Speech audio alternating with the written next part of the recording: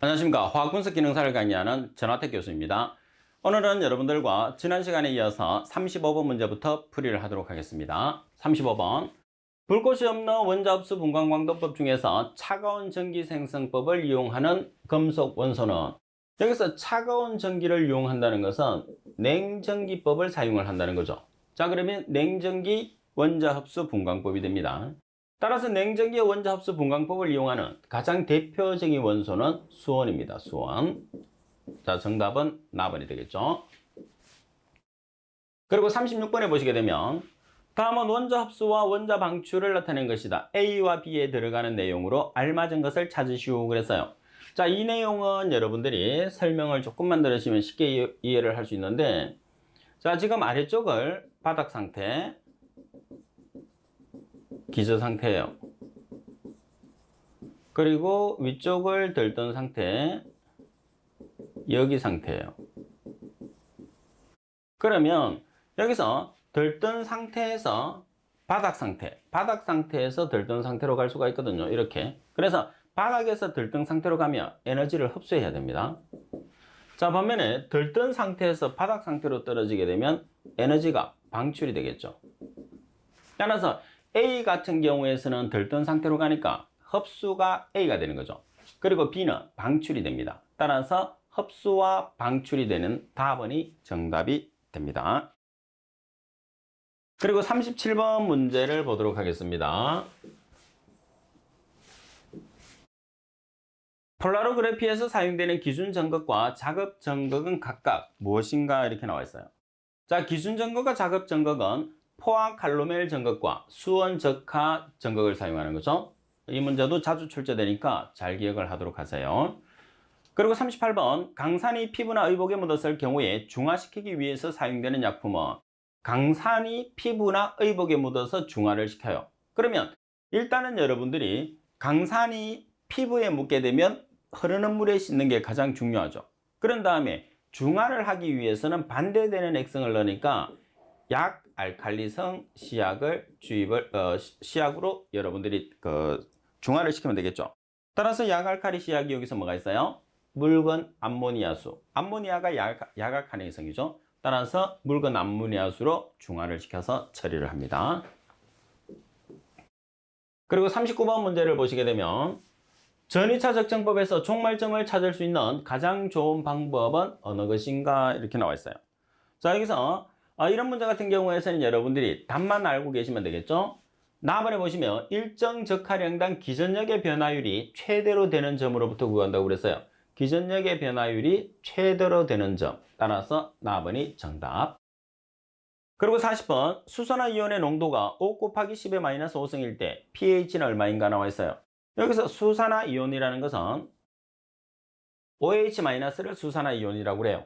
그러면 여러분들이 pH를 계산했을 때 OH가 나와 있을 때 pH는 14 플러스 로그 OH-죠.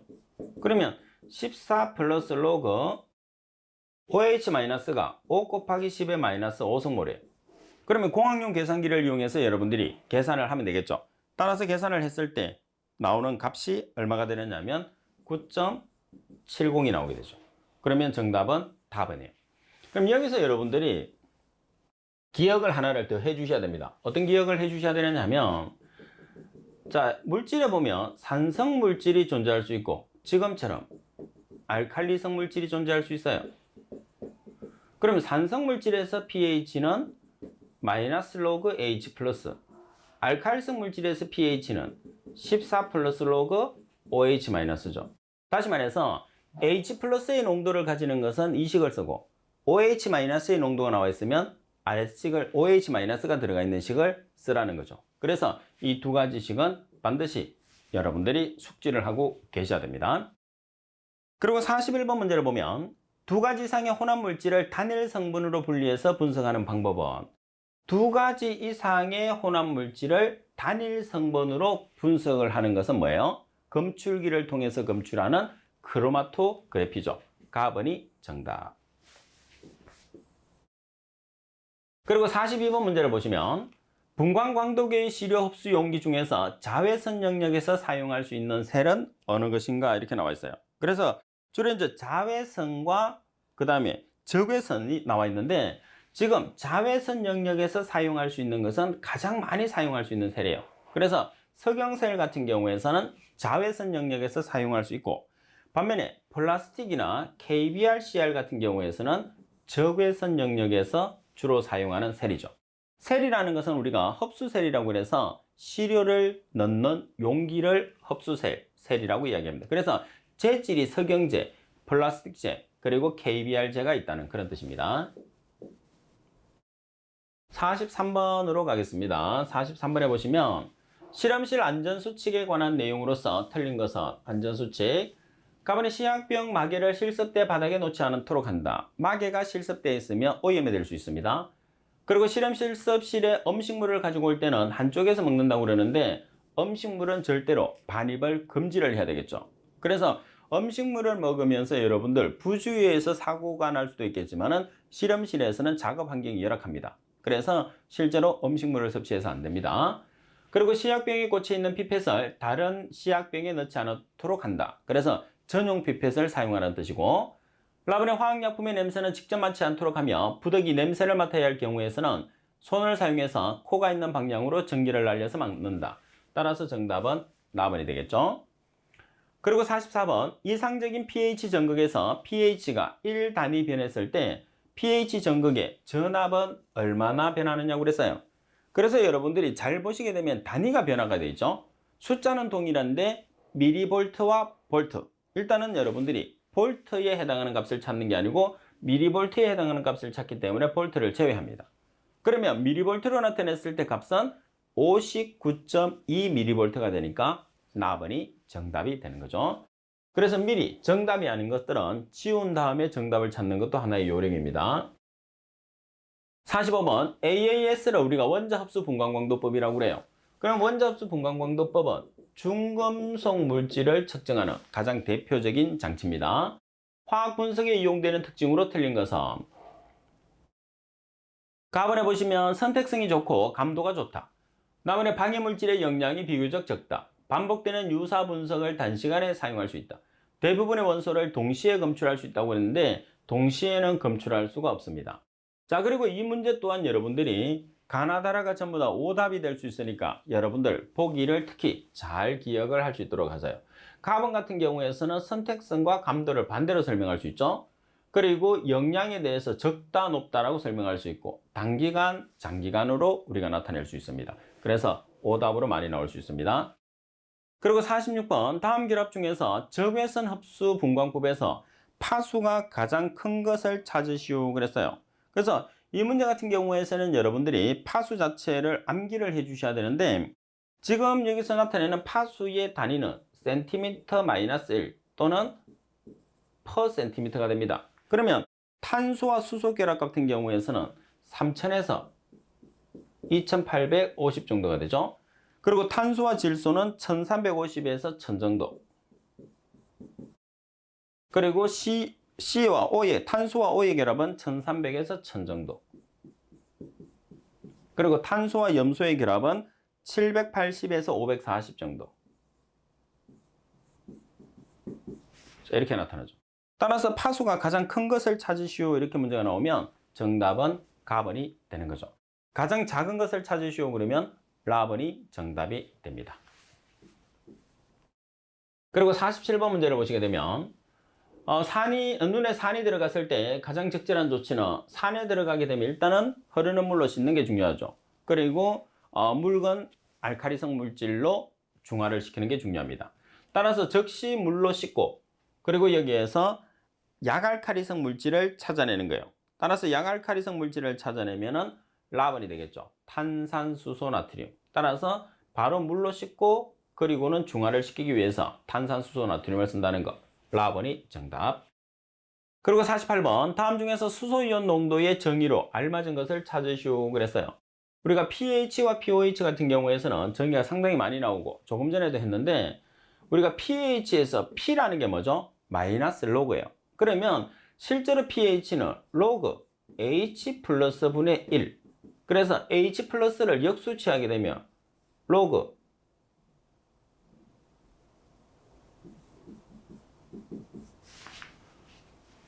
여기서 여러분들 로그 H 플러스에서 뭐를 취하면 돼요? 앞에 마이너스를 보면 역수가 되는 거죠. 자, 그리고 POH도 마찬가지예요. POH도 로그 OH 마이너스 분의 1 이렇게 나타나는데, 그러면 로그 OH 마이너스라고 표기하고 앞에 마이너스를 붙이면 역수가 되는 거죠. 자, 이 문제도 중요한데 여러분들 여기서 뭐를 많이 쓰느냐 하면 H 플러스와 OH 마이너스를 많이 쓰죠. H 플러스라는 것은 10의 마이너스 pH 몰 per 리터, OH 마이너스라는 것은 10의 마이너스 POH 몰 per 리터. 꼭 여러분들이 같이 알고 계셔야 됩니다. 중요한 내용이에요. 그리고 49번, 포이즈는 무엇을 나타내는 단위인가 그랬어요. 포이즈라는 것은 그람 퍼 센치세크의 단위를 가집니다. 따라서 그람 퍼 센치세크의 단위를 가지는 포이즈는 점도의 단위죠. 끈적끈적한 성질을 가지고 있는 점도의 단위. 라번이 정답입니다. 그리고 50번 문제를 보시면 적외선 흡수 스펙트럼선의 1700cm의 마이너스 1 부근에서 강한 신축 진동 피크를 나타내는 물질은 어느 것인가 이렇게 나와 있어요. 자, 여기서 핵심은 뭐냐면 1700cm 마이너스 1 부근의 강한 신축 진동, 이게 가장 중요한 거죠. 어떤 물질이죠? 아세톤이 정답이 됩니다. 나번이 정답.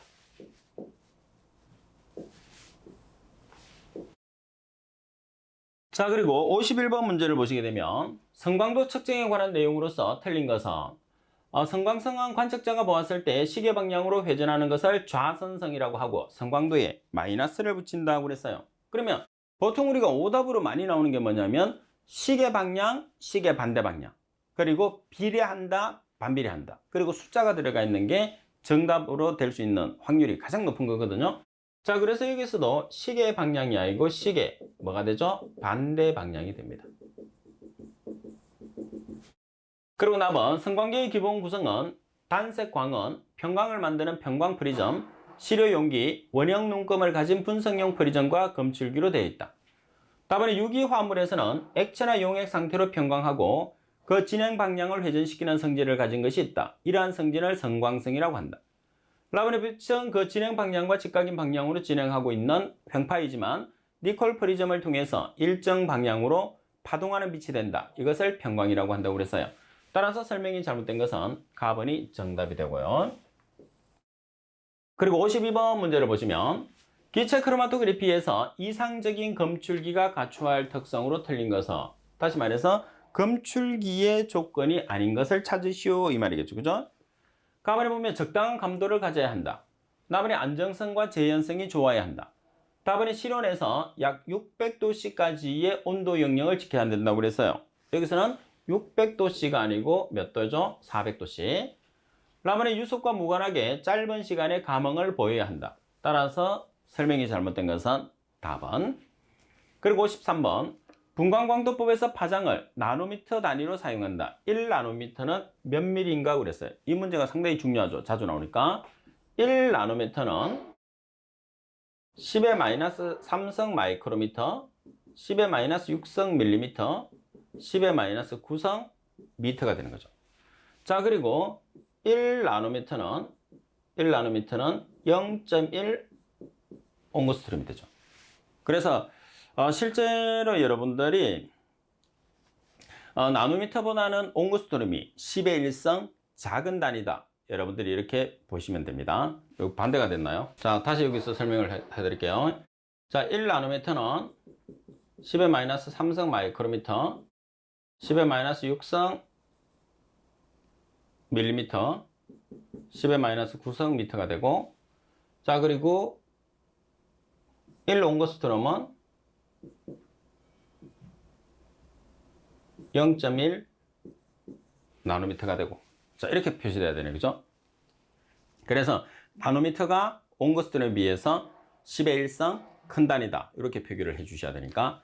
자, 따라서 바르게 설명된 것은 답은입니다. 미터로 표시했을 때는 10의 마이너스 9성 미터가 되는 거죠.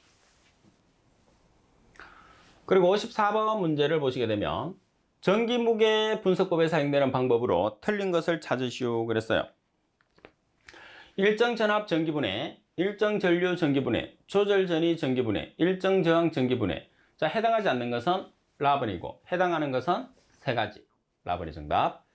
그리고 55번. 전위차법에 사용되는 이상적인 기준 정각이 갖춰야 될 조건으로 틀린 것은 가번의 시간에 대해서 일정한 전위를 나타내야 한다. 나번의 분석물 용액에 감응이 잘 되고 비가역적이어야 한다고 그랬어요. 그래서 감응이 잘 되고는 맞는데 비가역적이 아니고 뭐예요? 가역적이어야 되겠죠? 그리고 작은 전류가 흐른 후에는 본래 전위로 돌아와야 한다. 온도 사이클에 대해서 히스테리시스를 나타내지 않아야 한다. 따라서 나번이 정답. 그리고 56번 문제를 보시게 되면 기체 크로마토그래피의 설치 장소로 적당한 곳은 온도 변화가 심한 곳은 안 되겠죠? 진동이 없는 곳, 공급 전원의 용량이 일정하지 않은 곳, 일정해야 합니다. 그리고 주파수 변동이 거의 없는 곳. 따라서 나번이 정답. 그리고 57번 문제를 보시게 되면 기체 크로마토그래피의 기록계에 나타나는 크로마토그램을 이용해서 피크의 넓이 또는 높이를 측정해서 분석하는 것은 피크의 넓이와 높이. 여기서 여러분들 피크라는 것은 봉우리라고 표현할 수도 있어요. 기체 크로마토그래피로 여러분들이 값을 내게 되면 모는 종이에서 이렇게 그래프가 그려져 나오죠. 이 값을 뭐라고 그러죠? 피크 또는 봉우리라고 합니다. 자, 따라서 피크의 넓이 또는 높이를 이용해서 측정하는 것을 우리가 뭐라고 그러죠? 정량 분석이라고 하죠. 정량 분석. 반면에 정성 분석이라는 것은 머무름 시간을 이용해서 측정을 하죠. 머무름 시간은 정성 분석, 피크의 넓이 또는 높이는 정량 분석이 됩니다. 그리고 58번 문제를 보시게 되면 원자 흑광 광도계로 시료를 측정하기 위해서 시료를 원자 상태로 환원해야 된다. 이때 적합한 방법은 이렇게 나와 있어요. 그러면 원자 흑광 광도 같은 경우에서는 고차와 액체 상태를 기체로 만들어서 분석하는 방법이에요. 그러면 어떻게 하는 거죠? 기체로 우리가 만들어서 분석을 해야 되니까 고차와 액체를 불꽃을 이용해서 가열을 합니다. 그럼 전기가 되겠죠? 전기가 되면 원자화가 일어나죠. 그 상태로 우리가 분석을 하는 거예요. 따라서 원자화를 시키기 위해서 불꽃을 이용해서 가열을 하면 되죠. 답은 정답. 자, 그리고 59번에 보시면 기체 크로마토그래피에서 충전재 입자는 일반적으로 60에서 100메시 크기로 사용되는데 이보다 더 작은 입자를 사용하지 않는 주된 이유를 찾으시오 그랬어요. 그래서 그럼 결론적으로는 뭐냐면 주로 60에서 100메시의 크기를 사용하는 이유는 압력이 낮아지는 것 때문이죠. 그래서 압력 강화가 발생하기 때문에 60에서 100메시 크기를 사용을 해 주셔야 됩니다. 그리고 60번 문제를 보시게 되면 다음 중에서 실험실에서 일어나는 사고의 원인과 그 요소를 연결한 것으로 틀린 것은 가번의 정신적인 원인은 성격적 결함, 나번의 신체적인 결함은 피로, 다번의 기술적인 원인은 기계장치의 설계 불량, 라번의 교육적 원인은 지각적 결함. 자, 여기서 교육적 원인은 아무래도 지식 습득에 관계되는 내용이 교육적에 관계되는 내용이죠. 그래서 지각적 결함과 교육적 원인은 연결이 잘못됐다고 보시면 됩니다. 자, 지금 여러분들이 보고 계시는 강의는 CBT 시험이라고 해서 CBT 시험은 여러분들이 실제 컴퓨터 모니터를 보고 시험을 보는 시험을 이야기하죠. 그래서 모의고사용으로 만들어 놨기 때문에 제 강의를 듣고 이 문제를 푸는 것보다는 먼저 여러분들이 강의를 듣기 전에 먼저 모의고사용으로 문제를 풀어보고 답을 맞춘 다음에 여러분들이 실력 테스트를 하는 게 CBT 시험의 목적이라고 생각하시면 됩니다. 그런 다음에 강의를 봐서 한 번 더 정리를 해 주시는 게 좋겠죠. 그러면 대부분의 여러분들이 CBT 시험도 단순하게 그냥 모의고사용으로 보고 넘어가는 사람이 있는데 CBT 시험을 여러분들이 보면서 분석을 좀 해 주셔야 됩니다. 내가 어떤 쪽에서 조금 약하냐. 예를 들어서 내용적인 측면이 있을 수 있고 계산적인 측면이 있을 수 있고 단위적인 측면이 있을 수 있는데 아무래도 가장 비중을 다루는 것은 이론적인 부분에 가장 큰 비중을 다루겠지만은 여러분들이 부족한 파트가 나오면 그 부족한 파트를 핵심 이론이나 핵심 계산하는 문제나 실전 모의고사 문제를 통해서 부족한 부분을 자꾸 메꾸셔야 됩니다. 그 부족한 부분을 메꿔야지만이 여러분들 합격 점수가 되는 60점이 넘어가게 되는 거죠. 그 목적이 CBT 시험에서 모의고사용으로 보는 시험의 가장 큰 목적이라고 생각을 해 주셔야 됩니다. 자, 오늘 수업은 이것으로 마치도록 하겠습니다. 수고하셨습니다.